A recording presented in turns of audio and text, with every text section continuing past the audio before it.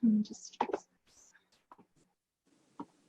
Okay, we are live. We are here for another session of the Because Life Can't Wait Telesummit, and I am so excited to be celebrating the laptop lifestyle with you guys and to have you here in the Facebook Live and have all the speakers, so many awesome friends who are here to share their take on the laptop lifestyle. And this is celebrating my 10 years. Today is 10 years since I quit my job to work from home. And today I have Kelly McCausey here to share with us. So hi, Kelly, and welcome. Hi. Congratulations on 10 years. That's incredible. Thank you.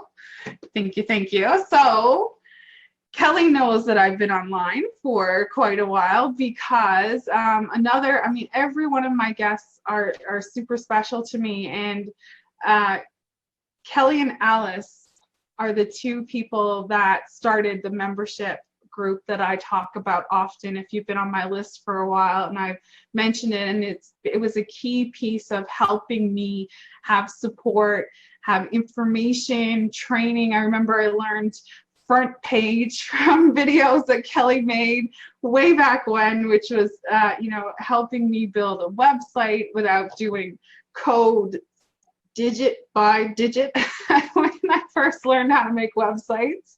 And I learned so much. I met so many awesome people.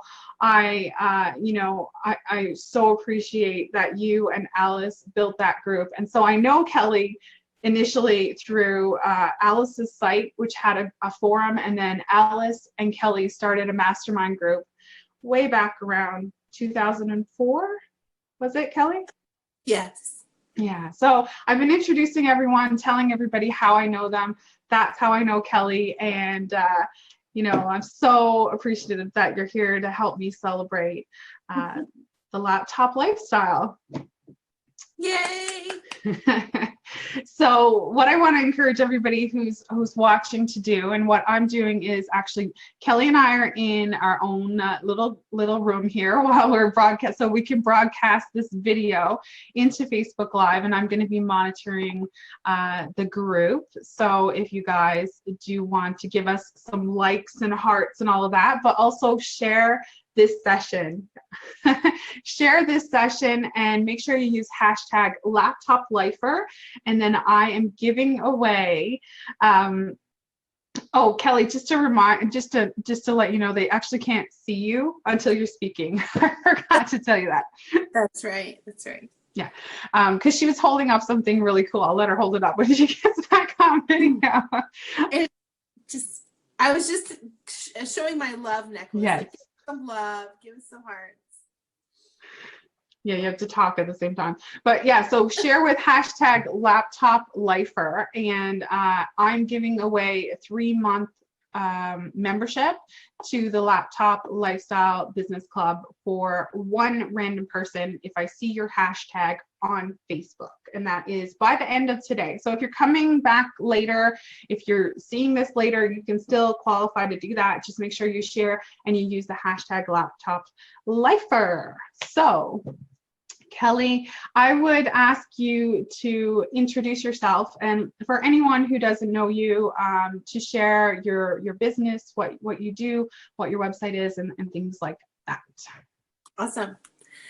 Hi, I'm Kelly McCausey from solosmarts.com. I'm a blogger, podcaster, business coach, affiliate marketer, live event host, and power poser. If you don't know what that means, I'll explain it shortly. I'm excited to be here. When Angela first joined Mom Masterminds way back in the day, she was doing a soap business. She's probably already shared this with you, but she had a couple of different businesses that she played with. And I want to admit that in those early days when somebody would join and they had a common trendy business that they were trying to play around with, I always thought, this person is probably not going to make it. How many people really make a living from selling soap? Not a lot. And I just want to point out how Angela blew the lid off of expectations, because she just kept trying. She just like, okay, so this didn't work. Now what do I want to try? And look, she found something that was perfect and blossomed like crazy. That's some stubbornness for you.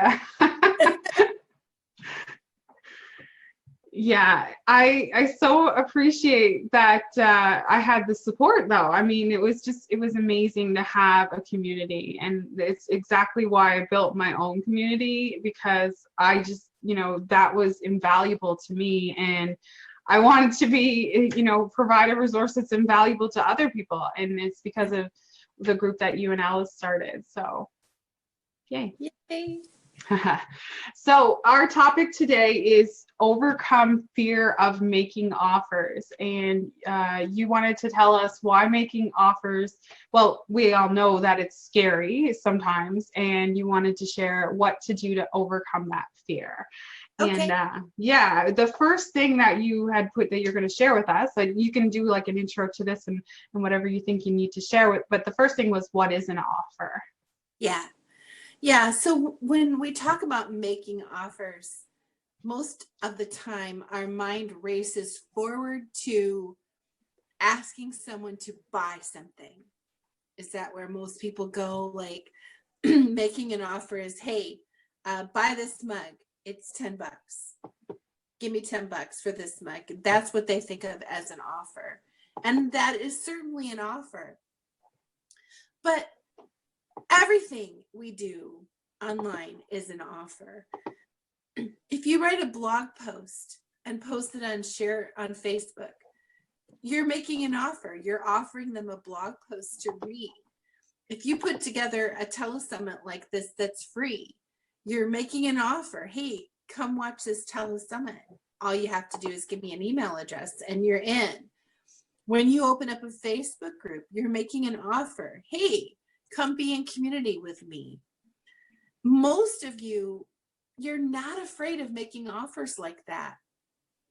You make them all the time. If you post a picture of your breakfast on Facebook, you're offering up a little slice of your life for other people to comment on. We're not afraid to do that. At what point do we become afraid of the offer? Is it all about the money? Is it easy to make offers that are free and hard to make offers that are money oriented? What do you think, Angela? I think it's easier to make offers that are free. Yeah, for sure. I think that might also depend on who you're making the offer to, especially if you're talking, if you think about it, I have a toddler, I'm making offers to her all day long. Sometimes those free offers are hard for different reasons than, when we're making a sales offer.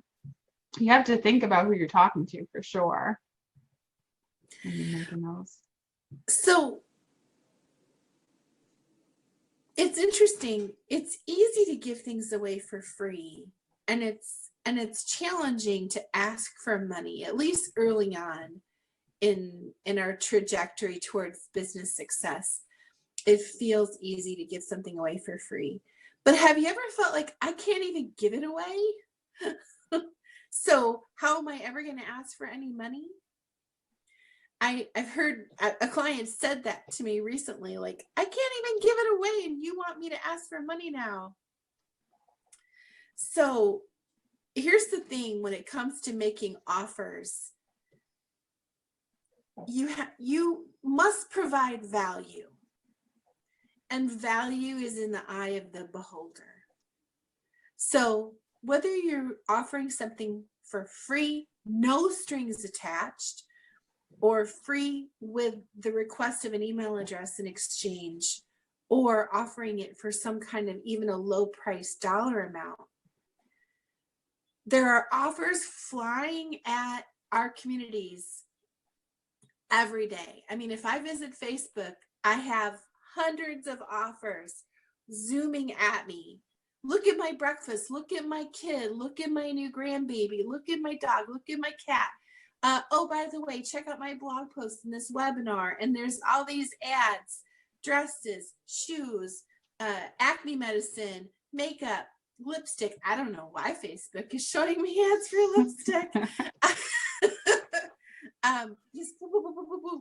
So for me to respond to one of your offers, I have to find value in it.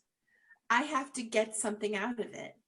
Whether it's a warm feeling from looking at your sweet grandbaby or your puppy or your kitty, or whether it's a moment of encouragement or inspiration from the graphic that you've shared, or a little tip that I'm picking up from a video, I have to find value in order to respond to your offer.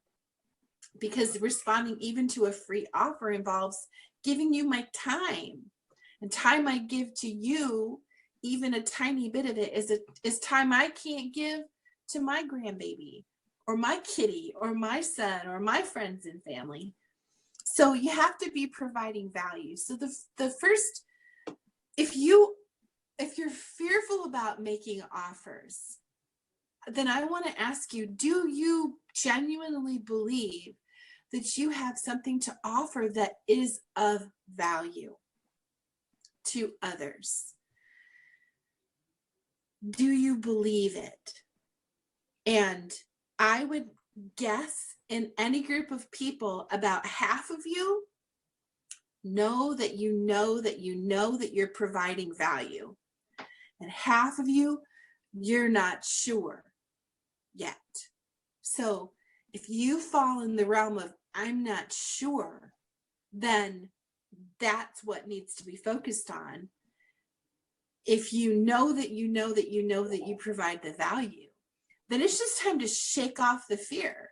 It's just time to remind yourself, hey, I am delivering something valuable here. They need it. I know it can make an impact of my life. To hold back from making that offer for even a moment is a travesty, because they need what I have to offer. Yeah, you just said, sorry, if I can add to that, you just said something that a mentor of mine years and years ago said, and she's actually passed now, but she was a great member of the community locally here who built a group of women entrepreneurs and gathered us together and stuff. And one time I had the opportunity to go on to an hour-long tech talk show. And she gave me that opportunity, and I was like, well, I don't know about this. It just seemed like, kind of a big thing. And it was like kind of an offer, right? It was me offering my information, right? Sharing my information. And I just didn't know if I wanted to be on camera on TV. And I was pretty good at sharing, through means that I could control. But so she had said, you're holding back from people. You're depriving people of a message that could help them. Like, you have to look at it that way. And that's just along the same lines as what you just said. Basically exactly what you just said. You're not sharing. So when I switch my mindset to that, then you're being greedy by not sharing, by not offering, instead of being greedy by offering, right? Yes. It flips it. Think about, I often do this backward thing where I think, what if Alice Seba had never offered up her internet-based mom's website? What if she had never created her forum? What if she had never offered up her information? What if she hadn't chosen to focus on interpreting marketing advice for work-at-home moms, making it relevant to work-at-home moms? What if she'd never had that impact on my life? And what if we'd never created mom masterminds? And what if we'd never met Angela Wills? I mean, Angela, you would have found it somewhere, if not us, but maybe it would have taken longer. What if Alice had let fear stand in her way?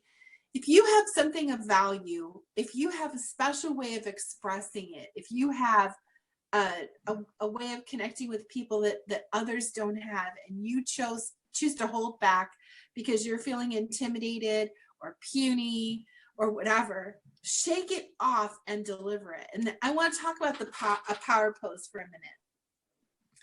Angela, maybe you can post the link to that power pose video later.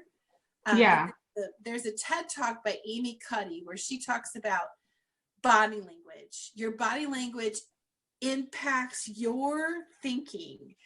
It impacts your physiology. So if you would do the next time that you need to make an offer and you're feeling puny, I want you to do a Wonder Woman power pose.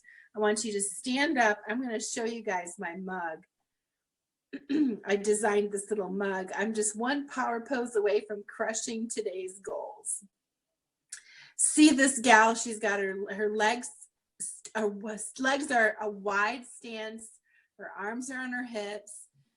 Put your arms on your hips, thrust your chest out, head up, put a big old smile on your face, and hold that pose for 2 minutes before you have to make the offer.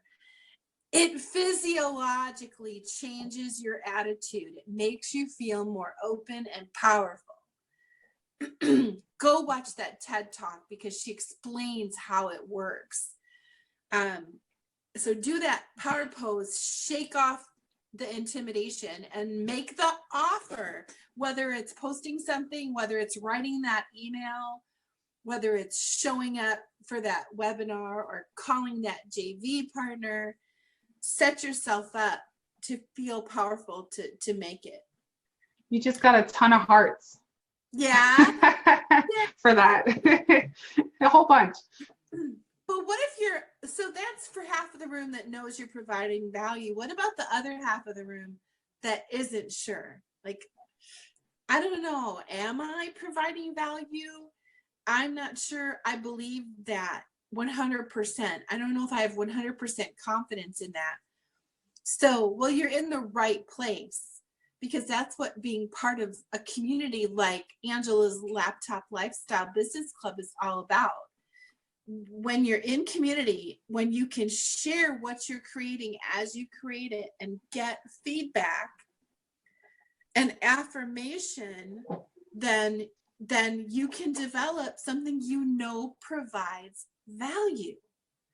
You have confidence in making the offers versus if you're off building it in a bubble, if you're all by yourself, I think it is okay. You're always going to feel tenuous about making those offers. But if Angela has taken a peek and said, that looks fantastic, if other people in the community are like, wow, that's exactly what I need, then you build that confidence and you make the offers. So stay in community. So that is, the second point was we all want people to enjoy what we create. So why aren't we comfortable making offers? So those are the two reasons, right? The either you have the fear, but you know that you have a good thing, or you're not sure. Well, you could be sure you have value to offer and still be uncomfortable with the offer. Right. Not sure if it's the right offer or, how. Well, you could have something perfect. Like you could have designed the perfect mousetrap in New York City and still have something going on in here that keeps you from telling people about it. Mm-hmm. There's we all have this constant inner dialogue going on, all these thoughts, and there's I want to introduce you to the concept of the trickster. The trickster is the voice of your ego, your inner thinker, your all your fears, all your insecurities, all your programming of a lifetime's in there, and your trickster just runs and says, nobody wants to hear this from you. Who do you think you are? Aren't you getting a little too big for your britches when you think you've got the answer? Someone else said it better. There's other people making this similar offer. Oh, geez. they're they're here to learn from Angela. They don't want to hear from me.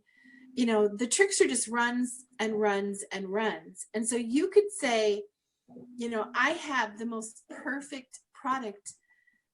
It's just right for my people. I know it. I've even experienced it in delivering, say, a beta program. But the trickster is running and saying, now's not the time. That's too expensive. Oh, she doesn't want to promote you. The trickster is just running, and holding, keeping you from taking a risky step of putting yourself out there and possibly experiencing rejection. If you make an offer, someone might say no. And would that, you know, in the trickster's mind, and the trickster wants to protect you from the no. The trickster, you know, means well. Your inner ticker tape actually means well. Wants to keep you safe, keep you in your comfort zone. So what do you do with the trickster? Well, let me ask you this. Are your thoughts your own? Like, are you your thoughts? I feel like this might be a trick question, but I think the answer is no. You're right. The realization is no. But a lot of people feel like I am the sum of my thoughts. This is me. I'm thinking all these negative thoughts. So yeah, I mean, we're part ego, but we're also part essence. We're also part childlike wonder. We're part thinking. We're also part we. You know, I mean, if I put you on a swing and push you really high, you're gonna be like, wee. Or you could be like, oh my God, it's too high, I'm gonna fall. The swing's gonna tip. If it's one of those old ones, it starts lifting.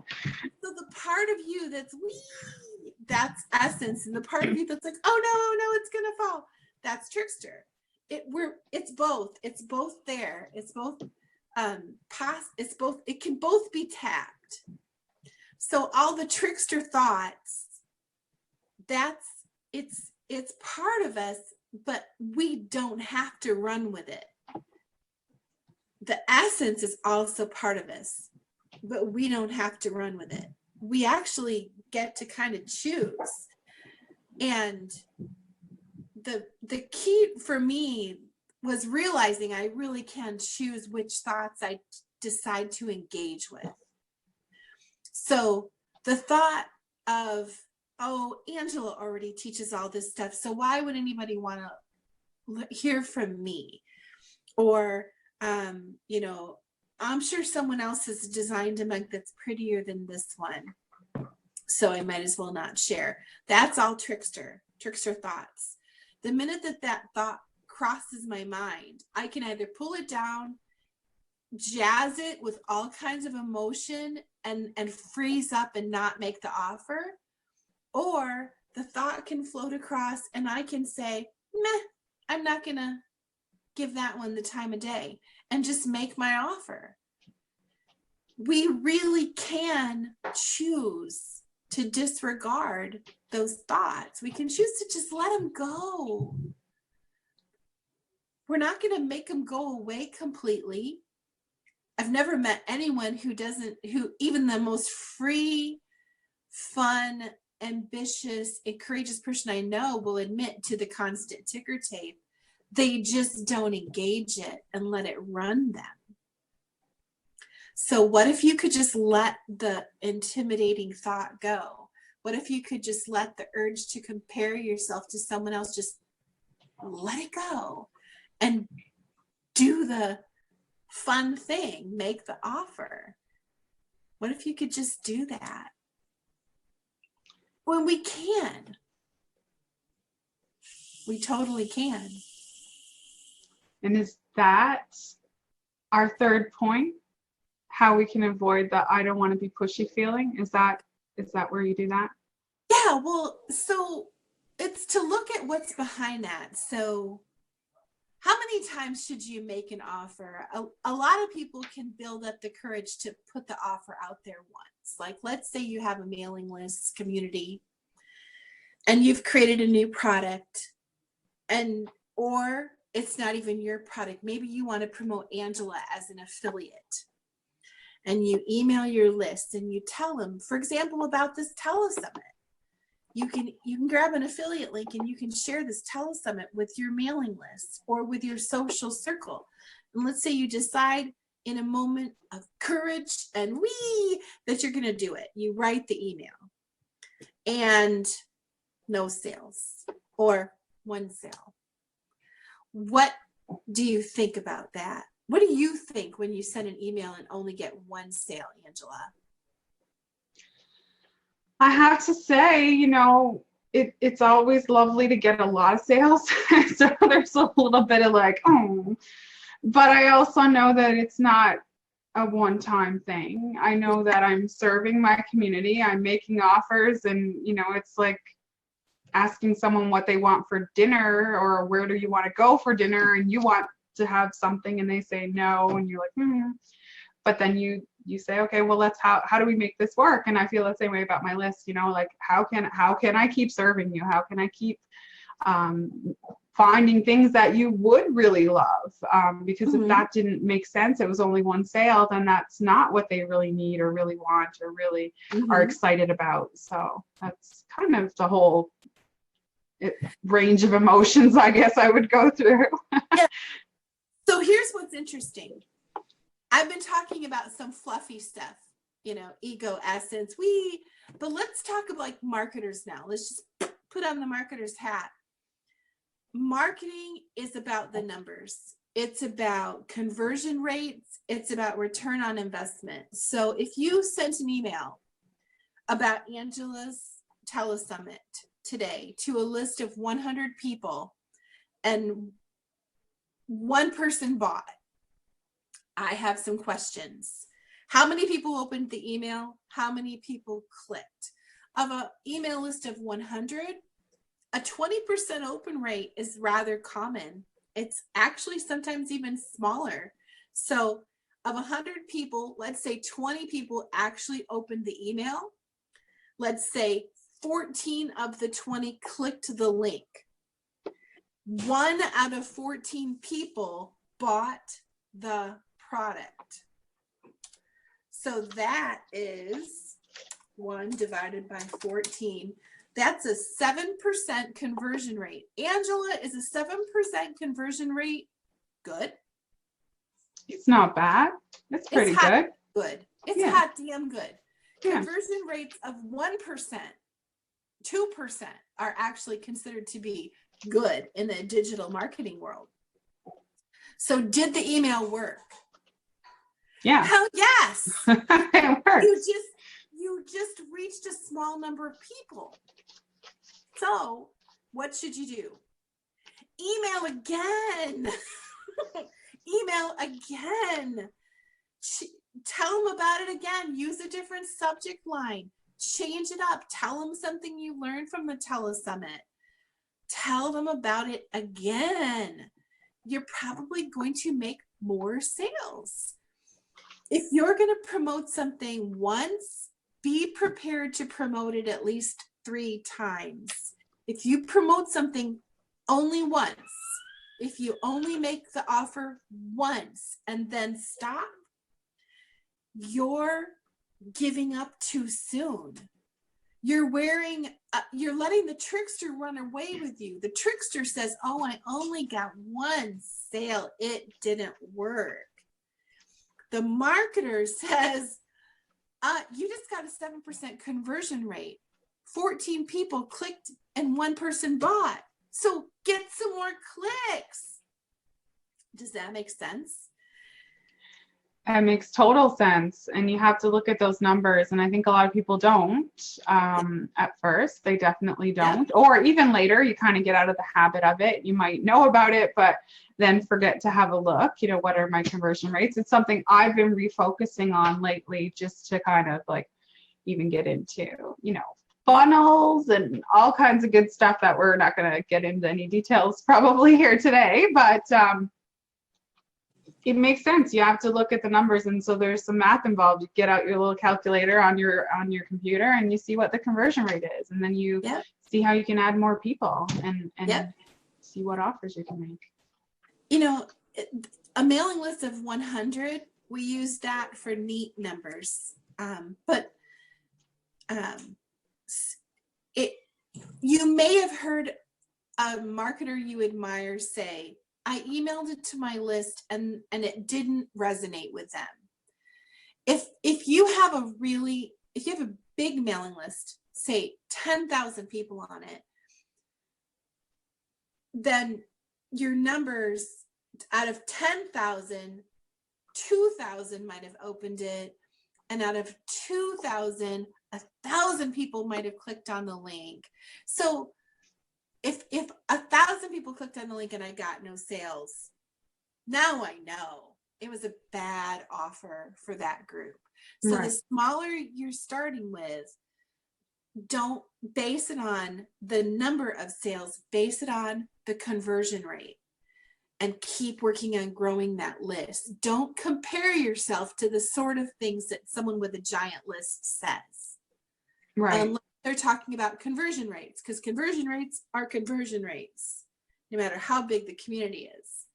But if someone says, I mailed my list and I got 40 sales, you think, well, if I didn't get 40 sales, I sucked. No, they reached a lot more people than you did.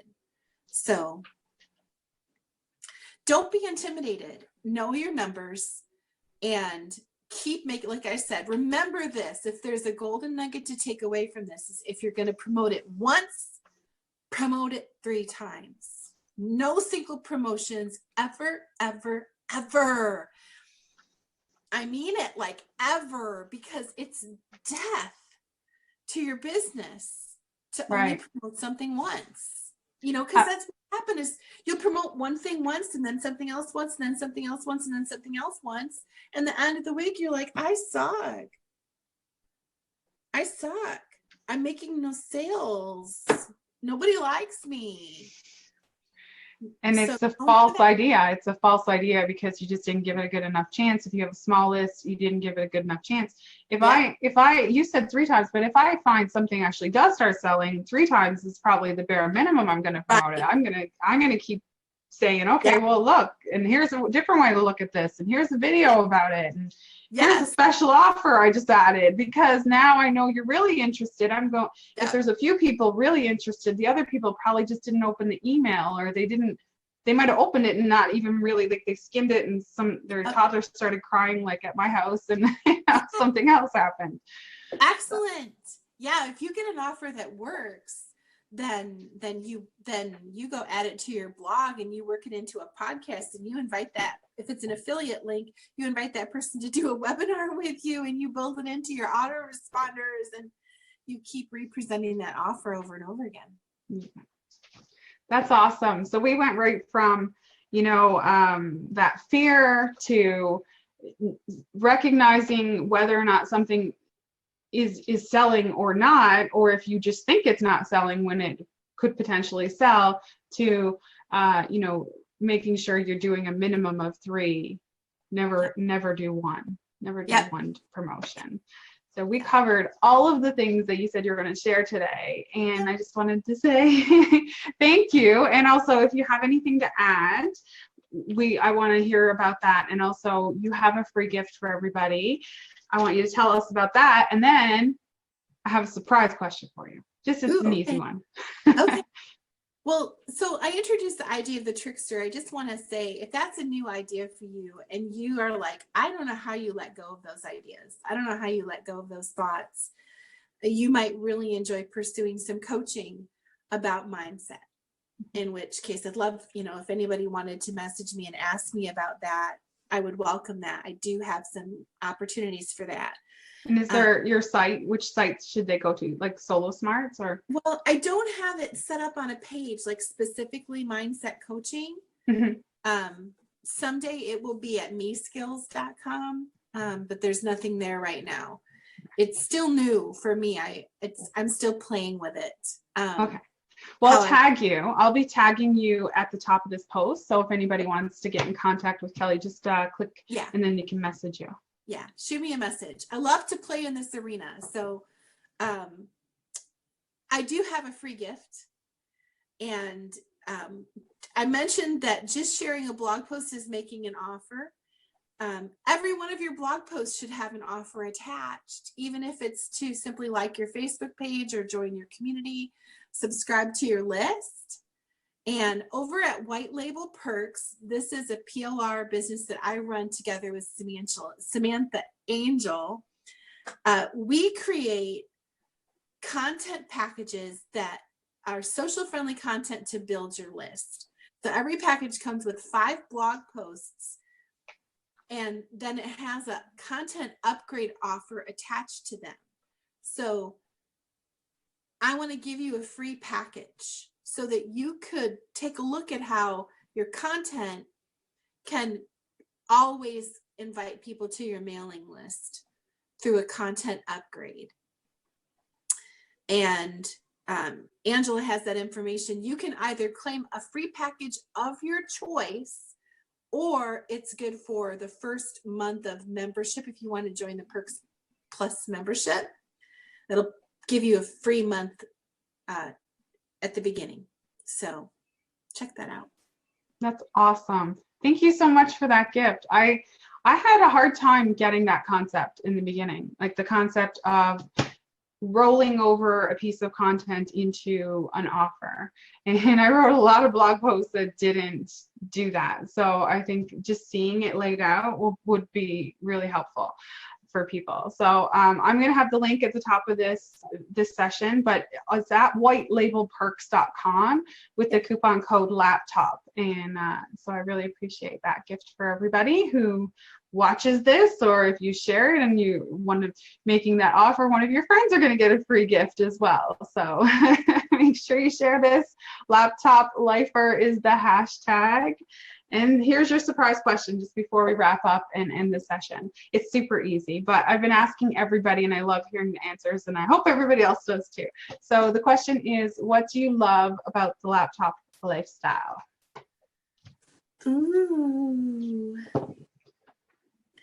Well, I don't want to say freedom because that's so obvious. I love the choices that it gives me. I've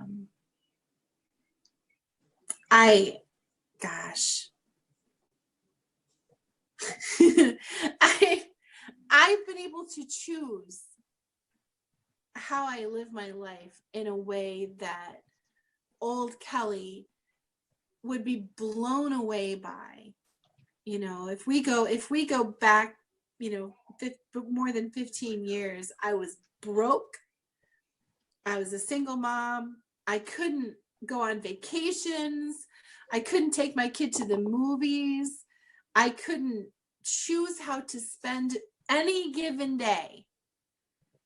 It was ruled by the job, the responsibilities, the limits, the lack. And there's not a single day in my life that I don't have choices.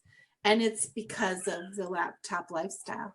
Absolutely. I'm so grateful for it. Awesome. Great question, Angela. Awesome.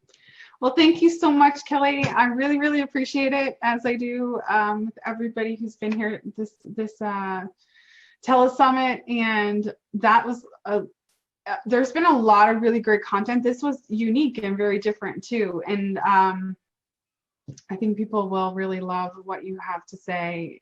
Those who are here, we're giving tons of hearts. Lots of hearts were going across the screen. Thank you guys so much for listening. And that is a wrap on this session. So Bye, Angela. Bye, everyone. This was really fun. Yeah, thanks so much.